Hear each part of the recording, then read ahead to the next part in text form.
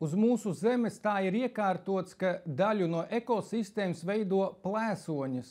Plēsoņas ierobežo populāciju, padara vidi tādu, ka pārējiem jābūt modriem un tonusā, kā arī rūpējās par nevarīgu dzīvnieku, slimu vai traumētu nonākšanu aizsaulē.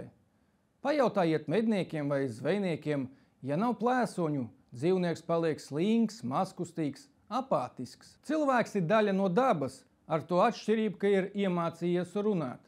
Aktīvi runājot, cilvēku sabiedrības priekšplānā ir izvirzījušies vājākie, slinkākie un mazkustīgākie.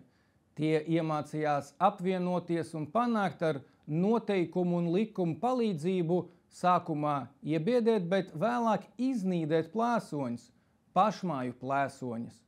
Šie nevarīgie, dažreiz traumētie un slimie uzgavilēja: pasauli bez plēsoņiem, tā tik būs laime, bet pret dabu grūti cīnīties. Savu plēsoņu vietā atnāca citi, svešie, kurus pirms tam ierobežoja pašu plēsoņus. Starp citu, šos citus traumētie un slimie uzaicināja paši.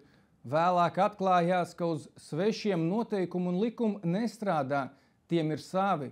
Viņu noteikumi paredz, ka ir jāapgūst maksimālais labums no šīs ekosistēmas, tad tā jāiznīc un jāmeklē jauna. Jaunos slimos un traumētos, kuri aicinās pie sevīm.